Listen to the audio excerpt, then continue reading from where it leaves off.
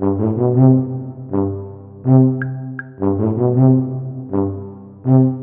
back to Talkin' Shit, where we are talking all sorts of shit. Schitt's Creek, that is. I'm Jess Sterling, and today we are talking about the season 3 premiere of Schitt's Creek, opening night. And of course, as always, I'm joined by someone who just absolutely pines for pine cones. Stuart. Stuart, how are you? I'm really good. We're at season 3. It's the one. I'm so happy to be here tackling the cones. Let's do this. I've been waiting 2+ weeks to watch this episode. This is the downside of doing a season wrap up, is that it delays your enjoyment of the following season even more. Yeah. I can't binge. Like, everyone who is watching along with us is like, oh, just casually, you even did this to me the other day. I just casually started watching season 3 again. I'm just like, hey, thanks.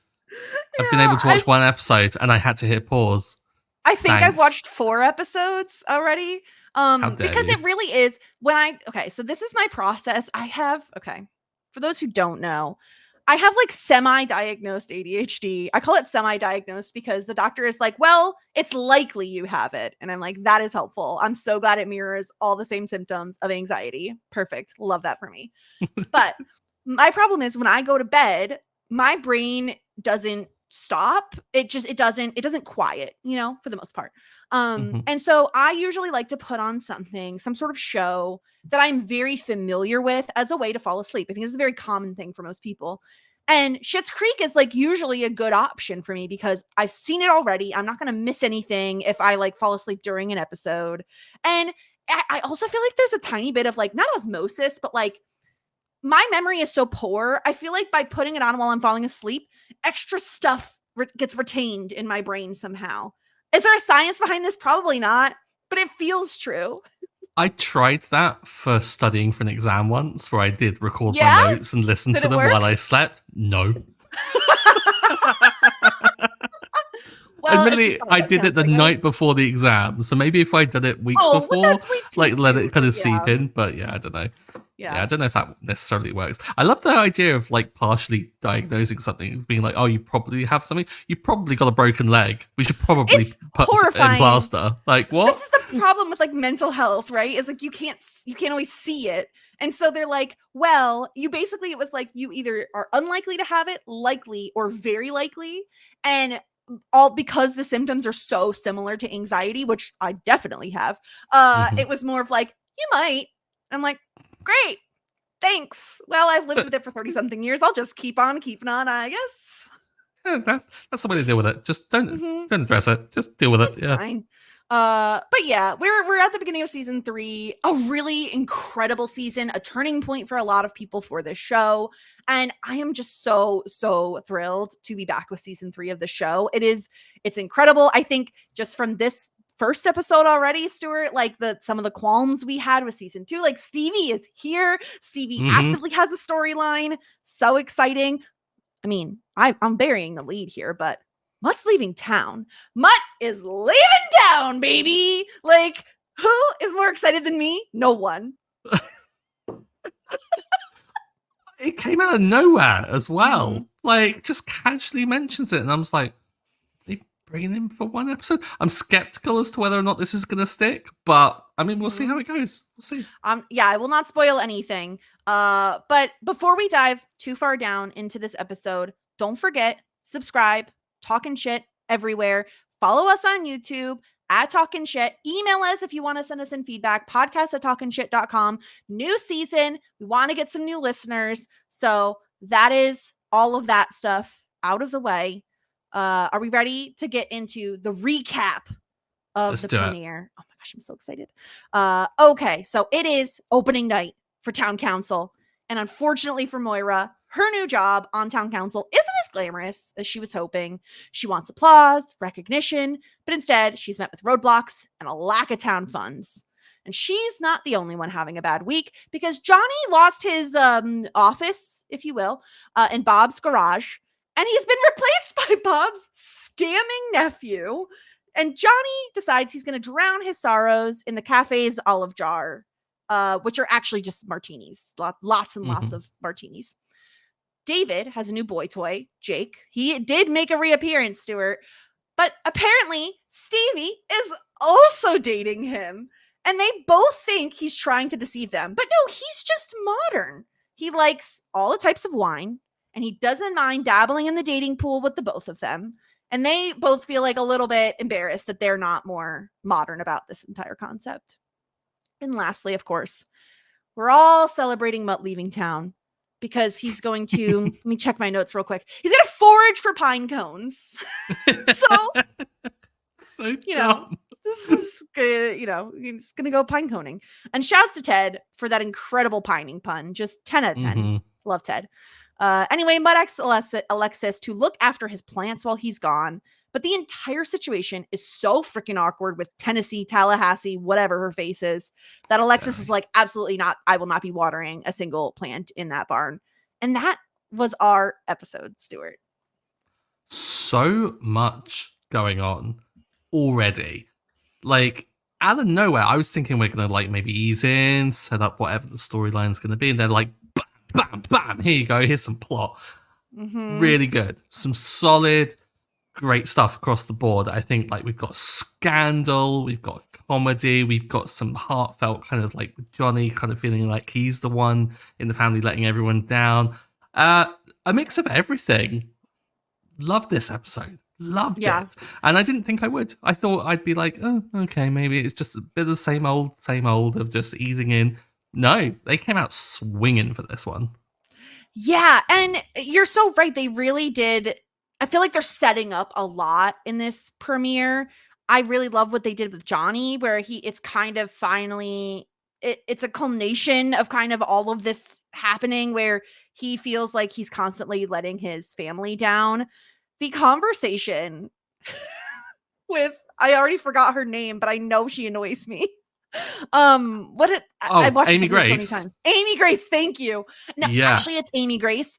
Fuck off with that. I'm so sorry. Yeah. If you are a person who's like, actually, it's Anne Elizabeth.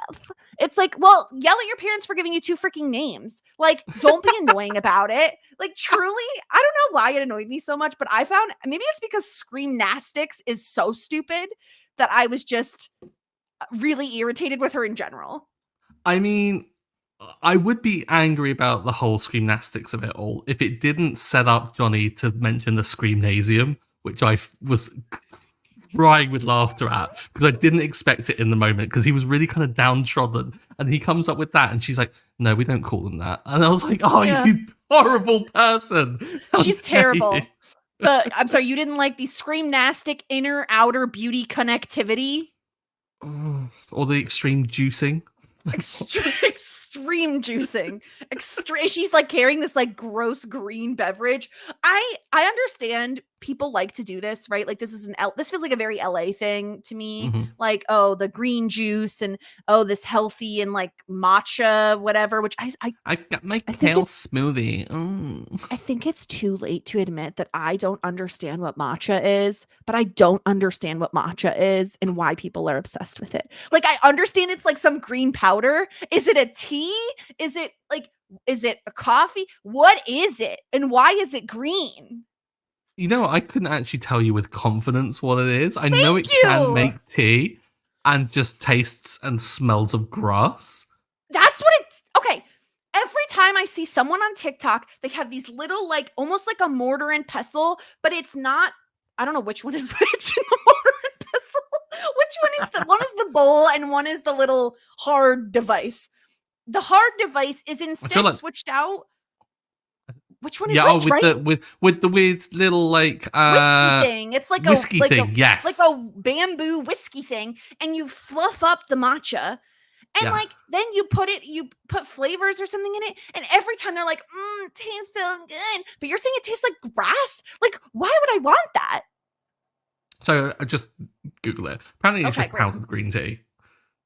So what the hell is wrong with people? Why is everyone so obsessed with matcha? I don't understand this. I truly don't. I don't understand it. Like, I understand I don't live in like LA or like New York City or somewhere with like all these fads and stuff, but life is too short, people, to drink things that taste like grass. I don't care if they're healthy. I'll drink water before I'll drink grass drink. You're not cows. You don't eat or drink grass. Just stop it, people. Stop it. Yeah. Stop it. But yeah, he has his So we've alienated today so far people with 2 names and matcha lovers. Wonderful. And probably anyone who lives in LA. Oh yeah. Yeah, sorry about it. LA, reach out to us. We'll apologize. Sorry about it. But yeah, so he's disappointed because not only does he no longer have an office, but this whole meeting with Amy Grace doesn't go very well. And so instead he gets super drunk at the cafe, has to be brought home by Jocelyn. And I love Moira's reaction of, "You smell like my mother." It's so funny. It's so adorable. And I love the fact that he's Johnny's drunk persona is just a kind of like tired, kind of like silly face, and he's undone one button on his like suit. And I was like, Johnny, you're holding up actually not too bad considering. Like, I'm a mess when I'm drunk. Oh yeah, he's the most put together drunk I've ever seen. But he's very emotional because, and we kind of talked about this at the end of last season, where Alexis has a job, David has 40 grand in the bank, Moira's on town council. What does Johnny have going on? You know, like where's Bob's Bagels? Come on now. And I love Moira trying to prop him back up and saying, "You're the one holding this family together. You're a good man, John Rose, and good men always win." I love this. I think that like it's really nice to see Moira propping Johnny up. I think a lot of times we see Johnny being the one to prop others up. And so I felt like he was kind of owed this moment of being able to be a little bit sloppy and someone else being like, "It's okay. It's all right, Johnny." Yeah. I love that no one was really like fully judging him. Maybe the kids threw the wall when they're like, "Has he thrown up yet?" The next morning was everything. Like, I'll take fish. I'll just take a lukewarm bowl of hollandaise sauce. Yeah.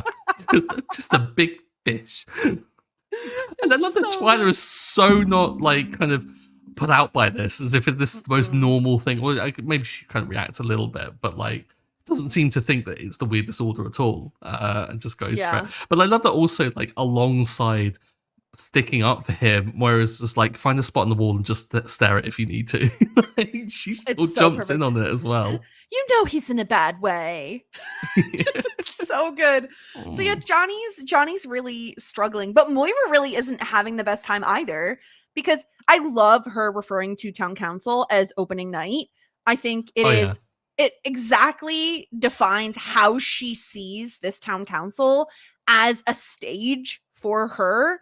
And the amount of times that I have texted you like homeless toddlers, like I can't get past tugging at your pant legs. It's so good. It is so funny. I love Moira on town council. This is just the beginning. Again, Stuart, I will say, if you watched Parks and Rec, it would give you a little bit of the same vibe. There's a lot of like town council-y sort of stuff, but a lot of it is more focused on the insanity of the people that live in that town and their requests. But Moira, I love this isn't a theater, isn't it? Like, it's just, it's perfect. She kind of understands it perfectly. Because, I mean, politics is, in a way, theater. Like, you are kind of performing to people. You are kind of telling untruths as part of it. But this is such a great venue for all of her kind of Moirisms, like giving her a way to perform in a way, but then also kind of grandstand and take the spotlight. Like, just the lines that she delivers as part of this, like, vivacity aside, our children's safety is no laughing matter. Like, who is this woman? Like, how is she allowed out to be this fabulous in public? Like, who allowed this? Yeah. It's wonderful. The outfit as well, like turning up and then the also hat. Judging everyone as well. Like, and Rodney's like, "Oh, you're saying that we didn't dress up for this?" I love it. It's just everything I wanted. It's conflict with Roland. It's kind of possible, like, kind of conflict with Bob. And I think it's mostly conflict with Ronnie. And I think the two of them are going to butt heads. And I think it's been wonderful. It's perfect because it is it's everything we've been asking for in terms of Moira gets to be Moira and the world is a stage for her. But we're also getting a lot more from these side characters like Ronnie, Bob, and Roland. We get so many funny moments from Bob this episode. Obviously, the nephew moment where he's like, hey, fix my computer without even seeing it. Like, just 10 out of 10. I love ignorant, naive Bob. And the fact that he needs to ask for permission to use the bathroom says everything you need to know about who Bob is. He's a grown man and he needs permission to go to the bathroom. It's everything. Or Gwen, if she has to deal with that. Exactly. God. Dealing with this man-child. It's like, can I go to the bathroom? You really have to go. It's absolutely perfect. So Moira's really having a time of it at town council because I think she thought she really did want to make a change, right? I think mostly she wanted an audience, but she gets told very quickly by Ronnie, you made this mistake, you're going to be the one to correct it. You can't just promise people things because we don't have the budget for that. Yeah. And so they all get the answer of, we'll look into it, which is just, you don't want to hear that. You don't. But there are like practicalities. I'm guessing the town council doesn't have the money to like pay for this. So where's it going to come from? Moira's got to accept that this stage and this spotlight comes with responsibility, and she's got to learn how to handle that. Now, can she navigate it in a better way than what Roland does, which is just to say, we'll think about it for everything because he's become jaded? Like, that hunger that she's got as a new incumbent is going to hopefully battle against that from Roland, but she also does have to wise up as well, and she's got to kind of like take it seriously. Otherwise, she will become a bit of a joke on the town council, which is a possibility after what we've seen in this episode. But absolutely, just absolutely what? Absolutely. And then just hit the gavel. So good. She's so quotable this episode. Homeless toddlers. I just can't. Just waiting for a dust-covered stranger. It's perfect. Who do you want to talk about next? Do you want to talk about Mutt leaving town and everything going on with Alexis, or do you want to focus on the emerging thruple that we have here? Let's go into the scandal, the thruple, because I messaged you, I think, as I was watching. I didn't even have to explain it. I just all caps, oh my God. And this was like a couple of minutes after we had stopped recording the podcast last week. Because I was finally free to watch it. I did not see this coming. And I, in hindsight, am a fool for it because we should have been taking, I should have been taking Stevie seriously. Stevie was right. He was cracking onto her. And they did have a little thing going, which is unbelievable. Now, here's the thing that I am curious about. Who do you think is in this situation of people not knowing? Who do you think is in the wrong? And why is it Jake? Yeah, I do think this is something you want to at least have a conversation about. In any relationship I've ever had, I'm a very communicative person. I know, it's so hard to believe I talk a lot.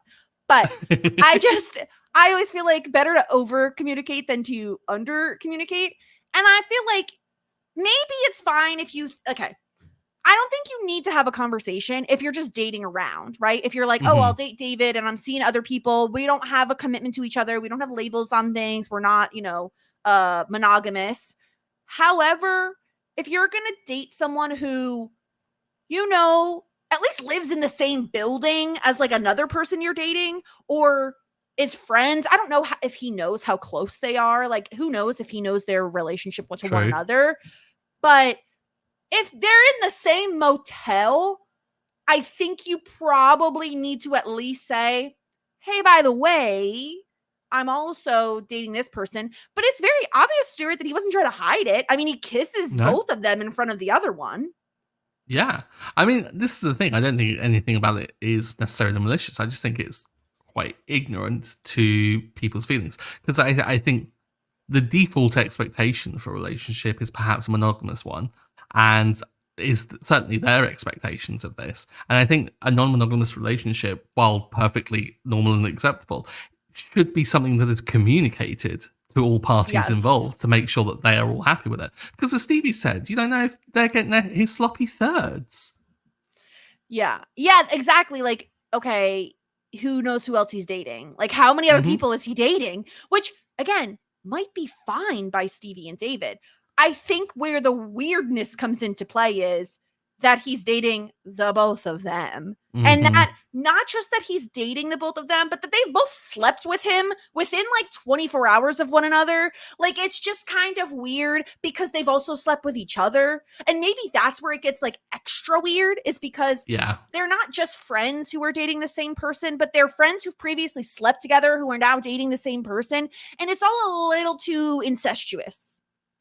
Yeah, it's while they're trying to establish this boundary that they have like drawn a line under, kind of what they've tried and it not working, and then to introduce this is chaotic.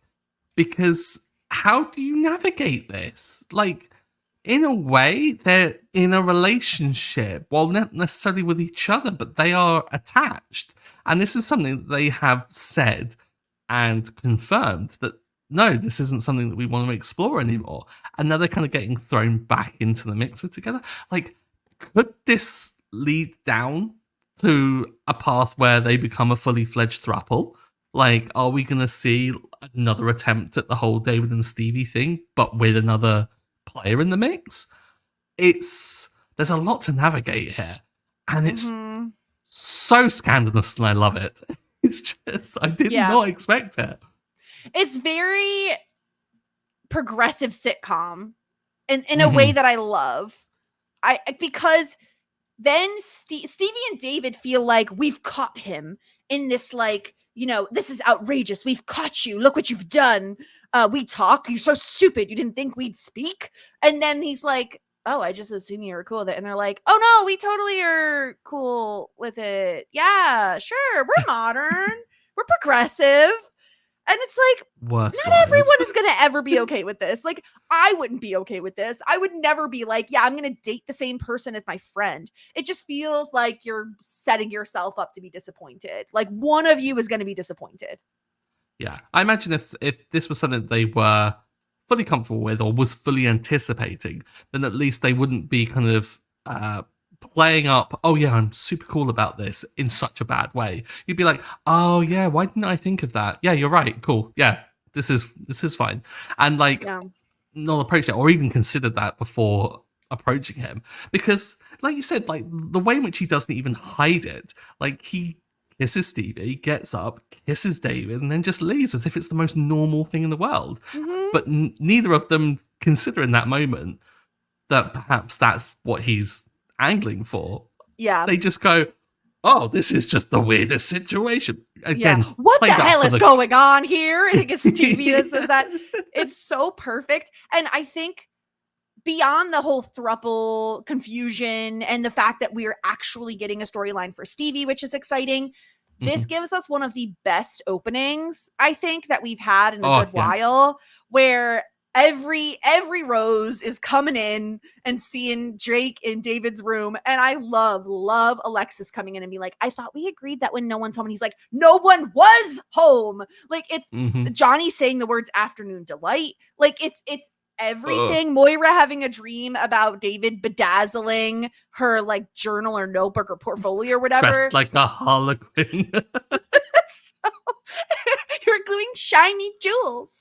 And then she realizes it was a night terror. Like, the fact that Moira says to Jake, like, oh, if you take care of my son, like you take care of your physique. It's everything. So cringe. You just then, the moment that Moira walks in and you see that door kind of left open, you're like, oh, I know what's going to happen here.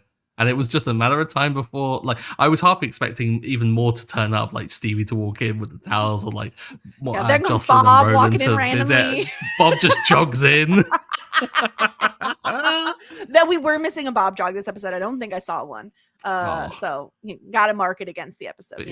But Alexis was just hilarious. The way she kind of is gawping when she first does it, and then just kind of finds the humor in the moment and then kind of connects with Jake a little bit and then has a bit of a laugh with him as she's kind of being ushered out and David's calling her a predator. It's perfect because it's not even the only moment we get with Jake and the entire family, because when he's there to see Stevie or pick up Stevie and all the Roses are just like watching from afar, and it is so hysterical. And I was saying this to Will the other day that there is something about, which we don't let me forget to touch on the Emmy stuff. Annie Murphy is kind of queen of cringing. When she cringes, it is like her entire face cringes. And when she's like, "Oh, David," like it's just so perfect when the whole awkwardness outside happens. I love it so much. It's incredible.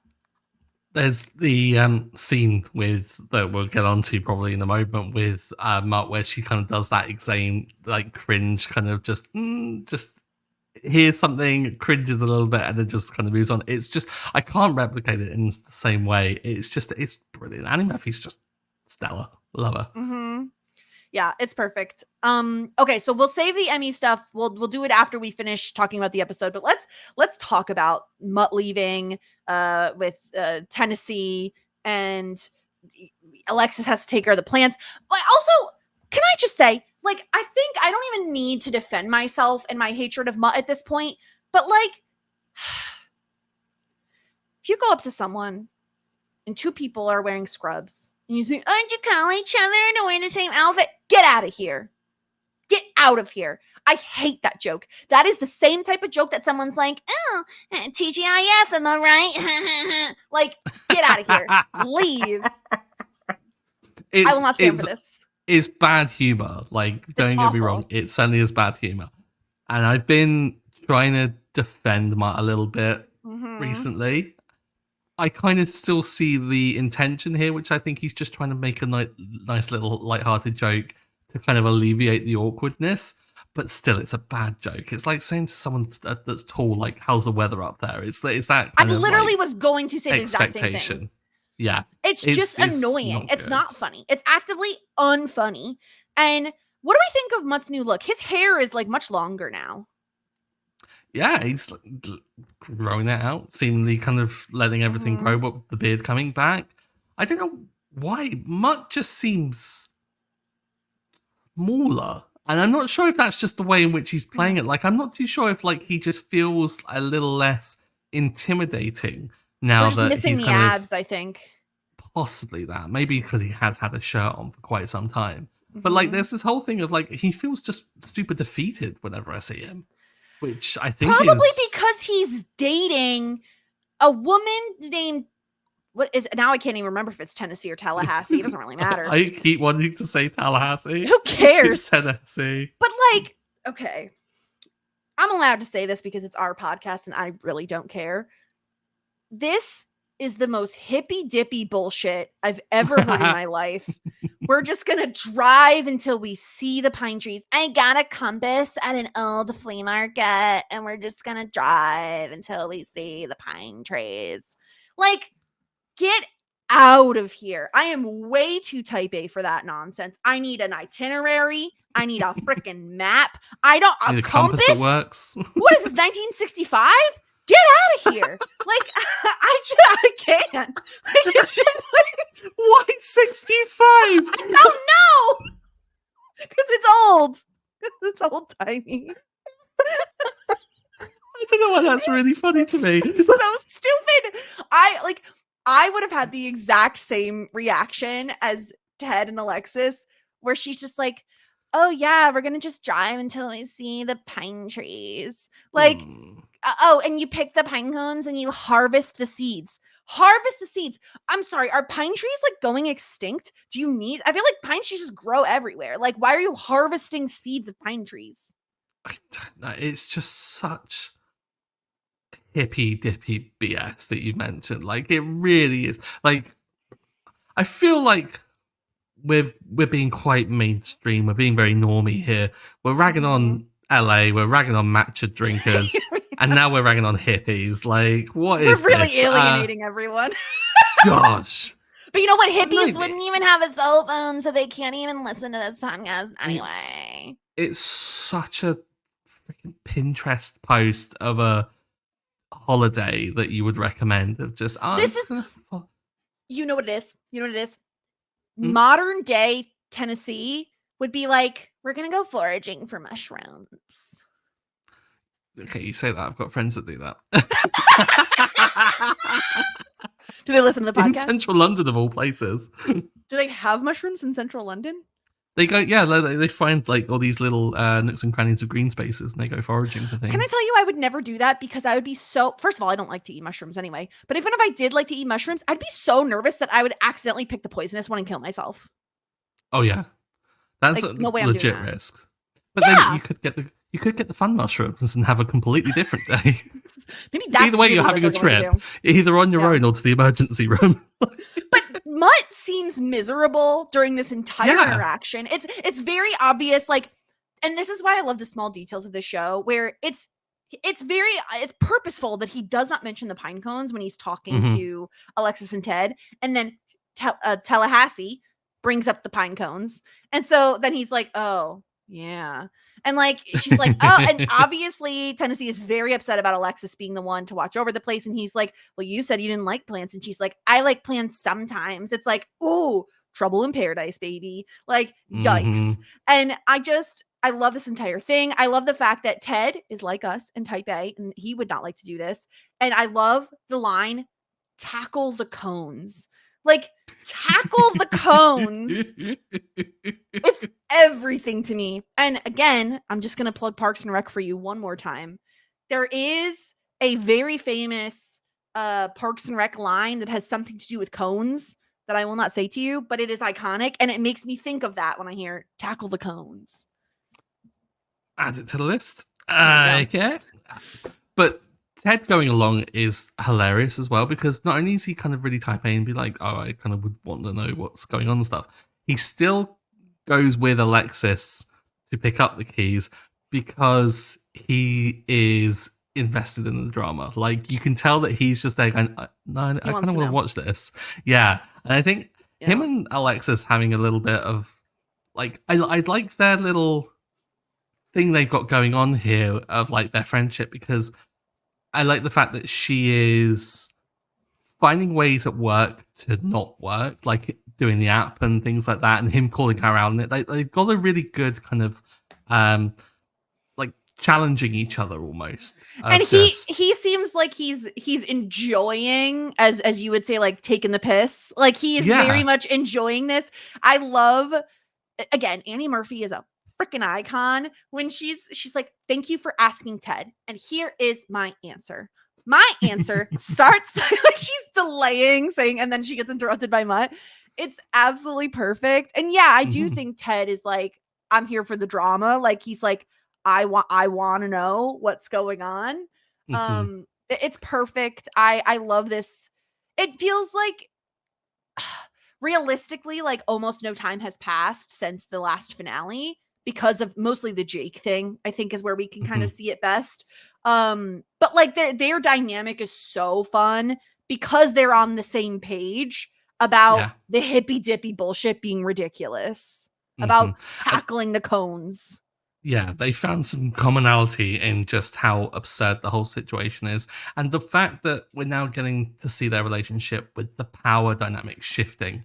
Because before, the power was all with Alexis. Like, he's the one bawling because she doesn't want to marry him. And now there's a kind of shift in it where she's challenging him and kind of asserting a bit of power in that kind of sense. But he has equal amounts of power because he's her boss. And I think that it's a great way of putting things weirdly on an equal footing for them. Now, like kind of a relationship maybe between a boss and an employee is not really a good thing to kind of propose here. But I am seeing the seeds of it. Like, I'm seeing these little things. Get out of here. Don't you dare taint this theory I have. You can harvest the seeds. Maybe they might. I don't know. I see something possibly here of just them starting over afresh with almost like level pegging. Like, there's no more him pining after her. Like, there is a kind of equilibrium almost in a way. And I'd like to see this. I don't know whether it will turn out into anything. Maybe, I don't know. Maybe I won't be happy if it ever does, because of the kind of the power involved in the relationship. But the dynamic that they have now, I'm loving. So I kind of want to. I'm going to stick with this for a while. Yeah, I agree with you. It was much more. We pitied Ted when Alexis was pining for Mutt instead of him, and he was suffering. And now they're much more on an. In fact, like he has more power over her. He's her boss. So it's almost like a nice reversal. Although she obviously still holds she holds the cards because she's Alexis and she's so self-interested and charming. But yeah, I loved kind of all three storylines in this episode. Like it's a really good episode, and it shouldn't be as good. Premieres, I love a premiere and a finale. I've always said this. I find it so exciting. It's like we're back. Like it's exciting. But they're usually not the best episodes of most seasons. And this episode is just so well done. You jump right into it. Everyone has something going on in a way that I really, really love. So yeah, anything else on this episode before we get into some feedback? The only thing I have to mention is I finally understand Disgruntled Pelican. Yes! It took us 3 seasons. It's going to take even longer for a lot of the other things. Like, I think there was something that doesn't even come up until season 5 or something. But this is torture. In honor of the Disgruntled Pelican, I did pull this. Stop acting like a disgruntled pelican. Stop acting. Does that get played whenever I complain about something? Yes, and also we have a ratings thing called the Disgruntled Pelican, so I could just anytime, just hey Mutt, like a disgruntled pelican. This is perfect. 10 out of 10. Yeah, Disgruntled Pelican has made its appearance, and wonderful. I love it. All right, let's get into some feedback here. We got a message from Aaron about this episode. Non-stop giggles. Everyone gets a great chance to shine in this episode. And finally, Stuart gets the Disgruntled Pelican. And I love Aaron tried to send in a pelican emoji, but they only had a dodo bird. We need a pelican emoji. What is the world coming to? Yeah, we need emojis for animals that exist. Like, dodos are extinct. They missed their chance to get an emoji. Get out of here. You dodo. You should have lived. Also, Aaron says Jake in general gives me the ick, but that cold open has me on the floor every time. How do you feel about this? Can I get a gauge on how you feel about Jake? I mean, he's a tall drink of water. Jesus, like that. He's a very good looking lad. But yeah, I think the fact that he wasn't communicative and really kind of like open about talking about it does give me the ick a bit. I'm seeing that completely. He's almost a more progressive Mutt in a way. Like he feels like he doesn't communicate much, but he's like super modern and open. Like, cause he looks like he's like a woodworker. Like he looks like he might be sawing a log in his living room. Oh no. You just like He's giving me the ick, and now you've actually ruined him. I've amped the ick. Yeah, I've amped up the ick big time. I mean, it's kind of true though. Like he is a similar sort of character, I think. Yeah, I mean, yeah, it really is similar. Like in the sense that, like you've got one of the roses pining after them. They are a woodworker, like Mutt 2.0. Yeah, they're a woodworker, all right. We also heard from Trish. I think this cold open is so perfect. The chaos of being an adult living in close proximity to your parents and the utter embarrassment of everyone knowing what you've been up to. I think this might be my favorite comedy cold opening. Yeah, I can't agree more with that. Like it's certainly one of the strongest opens that we've had, I think, for the entire series so far. Yeah, I think I would die of shame, truly and honestly. I think just one person in your family is bad enough without all 3 members of your family coming in and seeing this. Yeah. And especially like going into the room where the deed has been done. Like there are certain... And he's in a towel. He's in a towel. Yeah. And your mom is commenting on his appearance and your dad is saying the words afternoon delight. Like, don't get me wrong. I love the song Afternoon Delight. I think it is so fun and like a bop. But if my dad ever said the words Afternoon Delight to me, I would die. That's it for me. I don't think I'm ever going to hear that song and not hear Johnny Rose saying it now. Oh, Oh, afternoon delight. It's so perfect. Sky rockets in flight. Pew! It's so good. It's so good. I'm telling you, it's iconic. Yeah, it's a great cold open. But poor David, he didn't deserve this. He did it when no one was home. I mean, there are ways in which you can kind of ensure. I mean, like, how much, like, why is that lock between their rooms not working still? Yeah. Like, why do you not barricade it? Why are you not having sex at Jake's place? Well, that's the thing as well. Well, no, because he was dropped off by Stevie, so it just worked out timings. Right. Because he dropped Stevie off at work. Yeah, I would have insisted on going to Jake's place because maybe he's got a woodworking project in the living room. Maybe, yeah. I'm gonna always make the joke. I can't not. I really can't. That's low hanging fruit. It's the pining pun all over again. All right, let's get into our ratings. We have our Simply the Best, which you still don't understand, but eventually you will, which is our MVP of the episode. Stuart, who is your pick for MVP this episode? Okay. Let me think. Who was really good this episode? No one did anything that was particularly great. Like, Jocelyn did a very lovely thing in kind of like taking Johnny back. Moira was very lovely, but then also had the town council moment, which wasn't great.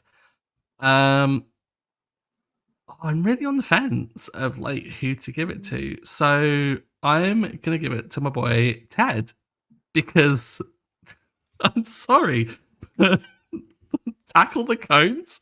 How can you not give it to him for that? Yeah, the moment he said the pining pun, he was getting my Simply the Best. Amazing. The minute he said it, I that was it. That was it for me. It was decided. Especially because no one, like you said, no one really has a better moment than that. Moira, I mean, you could honestly, any given episode, Moira can get a point just for being absolutely ridiculous. Yeah. But Ted is both getting the tea on his ex and like what's going on with her, her ex-boyfriend. And he's making hilarious puns. Come on. You got to give it to him. I love Ted. Yeah. He's going to get both Simply the Best points this week. Amazing. Disgruntled Pelican. I feel like there are two options here, and I'm so torn. And I think I'm going to open this up this time, and I'm going to tell you what I'm thinking, and maybe you can convince me one way or the other. Neither one of the people I'm considering giving the Disgruntled Pelican to are main characters. And I think we're in alignment here. Yeah. I try to choose a main character because I think it's more fun to like have that person get points over time, get points, lose points over time. But except when we have a situation like we did with Bev and Dawn, where they're so horribly offensive that it's like, nah, you're getting it. You're a Disgruntled Pelican this week. I have two contenders here. First up is Amy Grace. Ding. Screamnastics is the biggest load of nonsense. Like, what? What inner outer beauty connectivity and hyper juicing or what? This is stupid. This is some dumb stuff. Okay, she's annoying. I can't. Amy Grace, like, just go with Amy. It's fine. All right, it's fine. She also shit talks orange juice. Like, yeah, we all know it's got a load of sugar in it. That's why we drink it. Yeah, get out of here. So she's on my list. And the other one is Tallahassee. Okay. Yes. Because like, tackle the cones. You're going to drive until you see pine trees. You found a random compass at a flea market and we're like, oh, we're just going to go follow the pine trees. This is some nonsense, hippie nonsense. It's the hippie dippy bullshit for me. I can't. You know what? It's going to be Tallahassee. What is her actual name? Is it Tennessee? Tennessee. Thank you. I'll never know. I think I talked myself into this because I really can't with this. It's not, what are you doing? Get a job. I don't mean to be like a boomer or anything, but like actually get a job. Like, what are you doing? Oh my God. Are we old, Jess? I've been old, but she's terrible. What is this? What is this? Gonna go tackle the cones. I had two outlined for this, and the two match up exactly. It was Amy Grace and Tallahassee. I want to balance it out, and I want to give points to Amy Grace because I feel like that she is deserving of them. Yeah. She hurt Johnny's feelings. But I don't know why. She did hurt Johnny's feelings. Yeah, there is that as well. She made him find the bottom of an olive jar.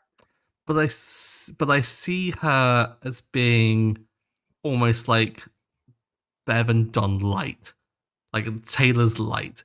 Yeah. I'm giving. My parents were devastated when they heard it. They obviously weren't. They didn't give them a nickel. Yeah, exactly. Where were they? Yeah. So there is that, but I'm gonna give it to Tallahassee as well because there was something about the whole like bickering with Mutt. It's so embarrassing. Don't do that in front of other people. She really doesn't like Alexis, which is like Alexis didn't do anything wrong. Although saying that, Alexis, when she did turn up, just goes, "Hey, you," which I loved so much. You can't do a "Hey, you" unless it is either someone you're dating or someone whose name you've forgotten. Mm-hmm. Those are the only times. They ain't dating. Nope. Yeah. Okay, well, you know what? To that I say, Tallahassee. Stop acting like a disgruntled pelican. Stop acting like a disgruntled pelican. You got 2, so there you go. 2 points. Yeah, mine. Suck it, Tallahassee. I'll never remember which one your name actually is. 1, because I don't care, and 2, because my brain is actually that broken. So we did a Moira wig this episode. We got an incredible hat, but incredible hat. This great outfit all together. Like the whole outfit was just an absolute like power suit of an outfit. Yes, yeah, she's an icon. But it is time. We have a clean board for our tier list. Incredible. So opening night. Many possibilities. We have to figure out where this is going to go. I feel like this is a tough one. This is the toughest one of the entire season because this sets the bar. Yes, it does. Because we say that, we're putting them into tiers, and so we're not necessarily ranking the episodes against each other. Bullshit. We absolutely do rank it on how it compares to the last few episodes. As is our right. Yes. Even though we told ourselves we wouldn't. I kind of want to hedge my bet and put it not too high. But I need to respect that it was a really great episode. And also, compared to previous seasons, I think that this would be a strong contender in any of those seasons. I think it'd be one of the stronger episodes of either. So I'm leaning full bouquet. What do you think? That is exactly where I was leaning. Because I was like, if I'm being, what's the word? Hyperbolic, I'm putting it in hot shit because I enjoyed every moment of this episode. However, like objectively, it's not like the absolute top tier that Schitt's Creek can be, but it is still very strong. And like I said, the fact that I enjoyed all 3 storylines, I think the negatives would be like, okay, I don't really care about Screamnastics and like Amy Grace and all that. So like, as much as I love Johnny getting to the point where he's having a breakdown because he doesn't feel like he's contributing, I don't really care about the Amy Grace stuff. Moira is, 10 out of 10 perfection always.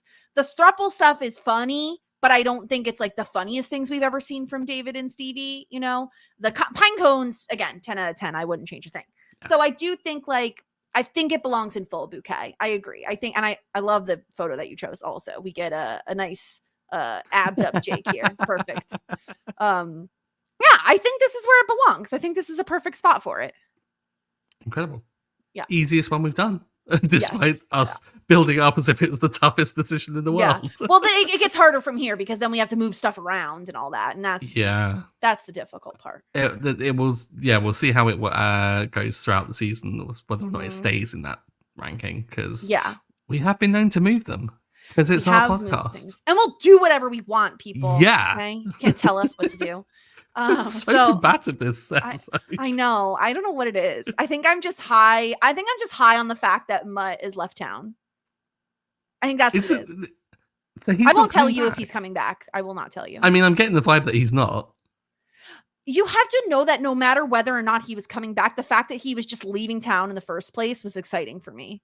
That he's gone. Just saying. Sending him away with a person that we've given 2 LVP points to. And you just send him packing. How exactly. Take that. So that's the tier ranking of the episode. And I think that's all. Is that all we do? I think that's all we do. That's pretty much all we do. I think we talk about the title for the next episode. Oh, yes. What is the title? Actually, I think I've been spoiled on this. Yeah, you've seen it. The throuple. Are they?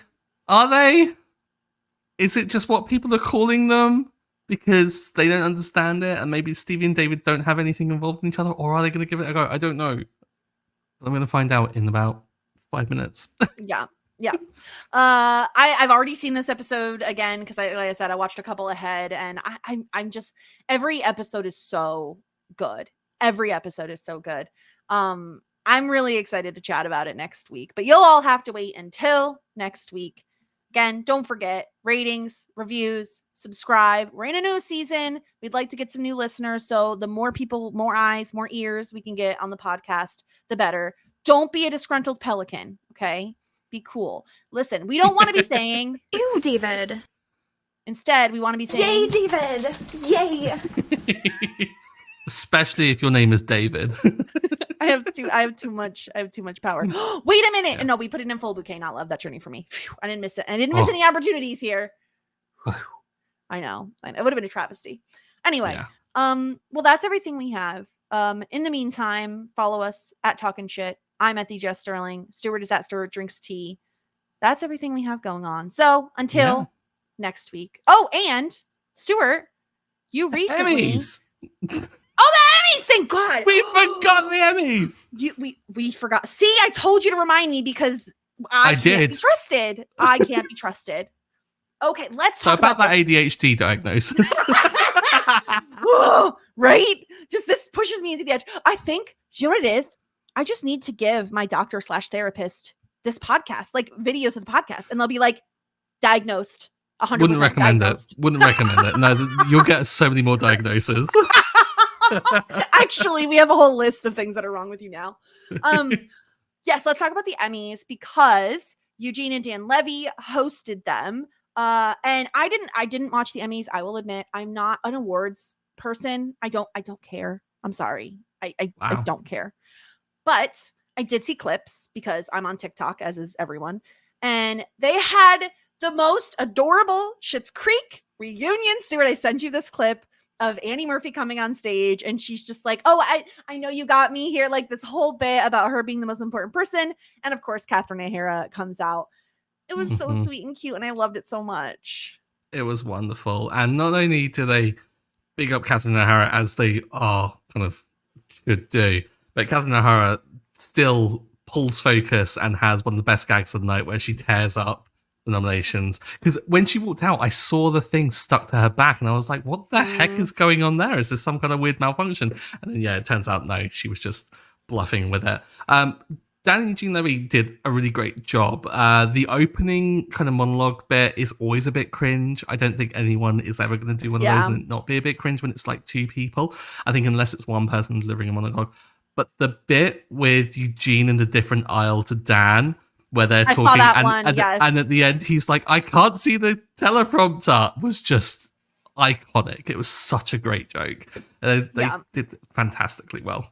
I saw some clips about I really loved like Eugene saying like, oh, my best role has been being your father on Schitt's Creek. Like it was really good. It's obvious they have great chemistry, you know, they did they had really good back and forth, really good banter, really good chat, if you will.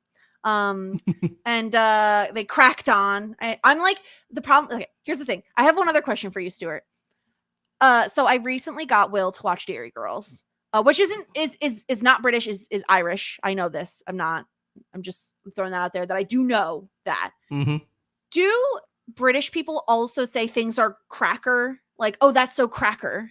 That's a really like Irish, non-Irish kind of like thing to say. Okay. We don't tend to say it over here. Although since Dairy Girls, I would say that it's not really breached the main kind of vernacular, but I have heard people say it occasionally. Mm-hmm. But yeah, it's a great word. Dairy Girls is, everything is cracker. It's great. Watch Dairy Girls if you haven't. If you're a fan of just like funny show, if you're a fan of anything really, you may need subtitles for the first few episodes because the dairy accent is no joke. Like every word does not sound like what it should sound like. Like the name Aaron is Ern essentially. So it's so good though. You got to check it out. Go check out Dairy Girls. It's phenomenal. And I'm not sure which feed it's on and stuff, but Melissa, who's been on the pod, and Aiden did a fantastic podcast about it as well. So check that out as well if you're doing some podcasting alongside it. It is, in my opinion, required listening because Aiden is Irish and gives a lot of really relevant background information because the show Dairy Girls takes place at a very important time in Ireland's history in the 90s. And so like having him provide insight into all of that, like, cause it's just little dribs and drabs of stuff you see in the background of the show. And sometimes even a bigger part in the show. It's nice to have that background information cause I'm not a history person. I don't know shit. So it was nice to have that. But I do highly recommend Dairy Girls. Stuart, who's your favorite? I need to know. I'm going to judge you. Don't you and Will asked me this recently, and I told you it's like choosing your favorite kid. It can't be done. But I mean, if I had to add a stretch, it's Orla because Orla. Obviously, it's wonderful. Orla. Yeah, I love her. I love her so much. The wee lesbian is just fantastic. I love Claire as well. The wee little lesbian. I love the line that James, you could have picked James because he's your fellow British person, but you didn't. I love the line when James, they have like a teacher and they're supposed to be like taking out their frustrations. And he goes, they say everything is we when it's not even little. He's so mad because everything is we. It is.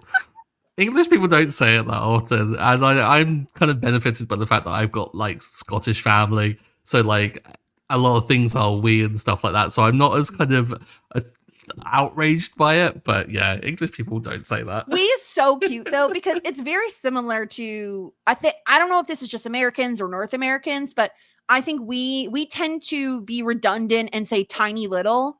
Oh, that's a tiny little thing instead of just saying tiny or little. So it feels the same thing, only but we is just cuter, you know. Yeah, it's a very affectionate way of saying things. Yeah. Yeah. You wee little consogs. Oh yeah. Sweet. So anyway, I don't know what we're pitching Dairy Girls, an old show at this point. Yeah, we've got Emmys, Dairy Girls. Yeah. Again, it's our podcast and we'll do whatever we want. Exactly. Stop judging us. Yeah, please. Okay. Well, I think that's everything for this week. So until next week, warmest regards. And best wishes. Tweet us on Facebook or leave us a review and you say, yeah, okay, I think I will.